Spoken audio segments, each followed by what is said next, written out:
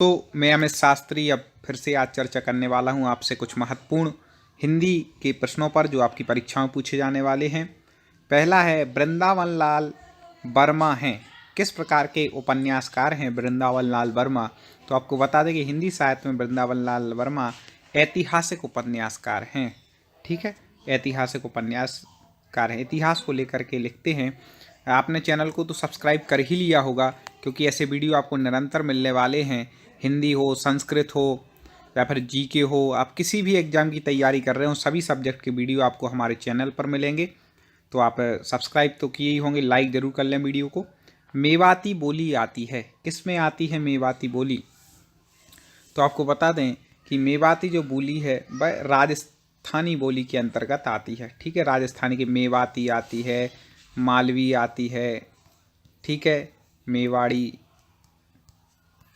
तो ये सब कुछ जो बोलियां हैं वह किसके अंतर्गत आती हैं? राजस्थानी के अंतर्गत आती हैं। पंडिताई में प्रत्यय है, देखो पंडित प्लस आई तो क्या हो जाएगा? पंडिताई। तो कौन सा प्रत्यय हो जाएगा? आई प्रत्यय। हमारे बताने से पहले आप भी कमेंट में बता सकते हैं। और आपको यदि पूरी तैयारी सिलेबस के अनुसार करनी है तो यूट्यूब पर सर्च करें टॉप 50 स्टडी और आपको सारे वीडियो यहाँ पर मिल जाएंगे। टॉप 50 स्टडी आपको सर्च करना है। यथा स्थान पद में समास है। यथा स्थान, यथा प्रथम पद, इसमें जो अव्यय दिख रहा है इसलिए कौन सा समास हो जाएगा? अव्ययी भाव समास हो जाएगा। ठीक है, बिल्कुल देख करके आराम से करना। अगला देखें, पक्षी शब्द का पर्यायवाची है। पक्षी द्विज कहते हैं, ठीक है, और खग भी कहते हैं। खा मतलब आकाश और गा मतलब गमन करने वाला, इसलिए पक्षी को खग भी कहते हैं। अंडज, अंडज क्यों? अंड मतलब अंडे से, जा मतलब जन्म लेने वाला, इसलिए अंडज भी है पक्षी। तो इस प्रकार से उपर्युक्त तो सभी हो जाएंगे। आप हमारे जो हम ऐसे तर्क बताते उसको ध्यान से सुने जिससे आपको हमेशा याद रहेगा और इससे संबंधित कोई ही प्रश्न आएगा तो आप फिर गलती करके नहीं आएंगे, बिल्कुल परफेक्ट उत्तर लगा करके आएंगे। इसलिए मैंने कहा कि आप टॉप 50 स्टडी यूट्यूब चैनल को सब्सक्राइब भी कर लें और साथ में सर्च करके उससे और पढ़ाई कर लें। स्वार्थ सुकृत ना श्रम वृथा देखी विहंग विचारी, बाज पराए पानी परी तू पर छीन ना मारी। कई बार ये पंक्ति पूछी जाने वाली, इसको तो आप रट लेना। ये पंक्ति वह है, इसमें कौन सा अन्योक्ति अलंकार है? ठीक है, किसी की अपेक्षा किसी को कहना चाह रहे इसलिए किसी से कह रहे हो, वहाँ पर अन्योक्ति अलंकार होता है। आगे देखें, शशि का विलोम शब्द है। शशि का विलोम शब्द क्या हो जाएगा? तो तरणी। ठीक है, पहला ही क्या हो जाएगा? तरणी। ये शशि का विलोम शब्द हो जाएगा। आगे देखें, गोपियां यहीं श्री कृष्ण से मिला करती थी, वाक्य है। गोपियां यहीं, यहीं देखें यहाँ पे हाईलाइट हो रहा है, यहीं। अब यहाँ क्या है? स्थान, यहाँ मिला करती थी, पॉइंट बता दिया तो वह स्थानवाचक, तो स्थान बोधक संरचना है। कैसा है? स्थान बोधक संरचना है। अगला, निष्कपट में संधि है। निष्कपट कहते पहले संधि विकसित करें, निहि प्लस कपट, हम आपको ट्रिक से पढ़ा चुके हैं। तो विसर्ग का हो जाएगा सा, तो बन जाएगा क्या? निष्कपट। कौन सी संधि? विसर्ग संधि यहाँ पर हो जाएगी। ठीक है, अगला देखते हैं, रतलाम जिले में बोली जाने वाली प्रमुख बोली है। आपने पिछले पार्ट क्वेश्चन के ना देखे हो तो जरूर जाकर के चैनल पे देख लें। रतलाम जिले में बोली जाने वाली बोली कौन सी है? तो आपको बता दें, रतलाम जो है वो मालवा का क्षेत्र है, तो कौन सी बोली हो गई? मालवी यहाँ पर हो जाएगी। और देखें, नदी शब्द का अर्थ नहीं है। नदी शब्द का अर्थ क्या नहीं है? तटनी है, स्रोत सती भी है, निर्झर, निर्झर तो कहते हैं झरना को। ठीक है, निर्झर किसको कहते हैं? झरना को। सरत मतलब तो नदी होती ही है, तो निर्झर नहीं है। ठीक है, इसका उत्तर क्या हो जाएगा? 11वें का निर्झर। अगला देखें, नेबुला शब्द हिंदी का पारिभाषिक शब्द है। किसका? निहारिका का। ऋण शब्द है, कैसा है? संकर है, तत्सम है, तद्भव या फिर देशज। किस प्रकार का शब्द है ऋण? कमेंट में आप भी बताएं हमारे बताने से पहले, तब आपकी स्पीड का पता लगेगा, ज्ञान का पता लगेगा। तो आपको बता दें ऋण शब्द कैसा है? तत्सम। किस प्रकार का है? तत्सम। आगे देखें, अब तब करना मुहावरे का क्या अर्थ है? अब तब मतलब आजकल करना, ये तो है। टालम टोल करना ये भी है, बहाना करना ये भी है। तो उपयुक्त सभी इसका उत्तर ठीक हो जाएगा अब तब करना का। ठीक है, चलिए आगे बढ़ते हैं। समझ में आ रहा होगा हमें उम्मीद है। और पिछले वीडियो यदि आपके छूट गए हों तो आप वो ज़रूर देखें।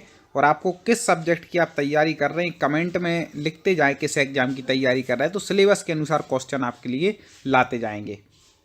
मध्य प्रदेश से प्रकाशित साहित्यिक पत्रिका है। 4 पत्रिकाएं दी हैं, समागम, दलित साहित्य, नया ज्ञानोदय, दस्तावेज। तो मध्य प्रदेश से इनमें से कौन सी पत्रिका प्रकाशित होती है? तो आपको बता दें कि वह है समागम। कौन सी पत्रिका होती है प्रकाशित? समागम। मध्य प्रदेश में क्या होता है? समागम होता है, याद रखिएगा। इस प्रकार से भी आप याद रख सकते हैं।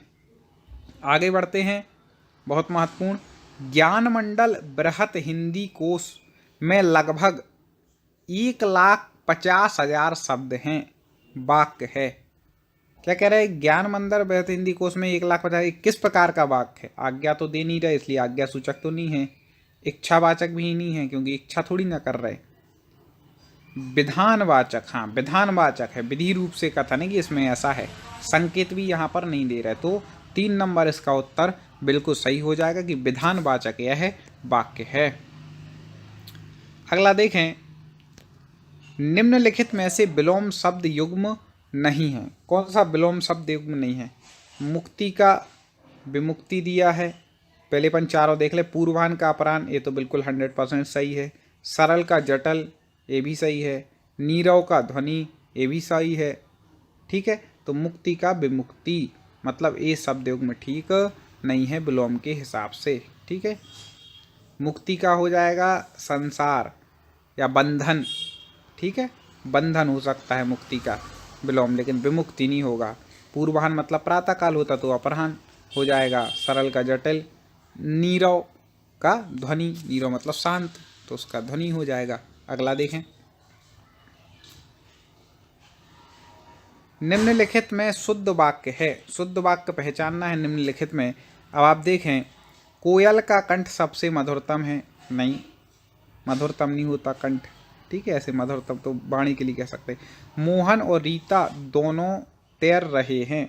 मोहन और रीता दोनों तैर रहे हैं, हाँ ये ठीक लग रहा। फिर भी और देख लें, उसके अंदर कई दोष हैं।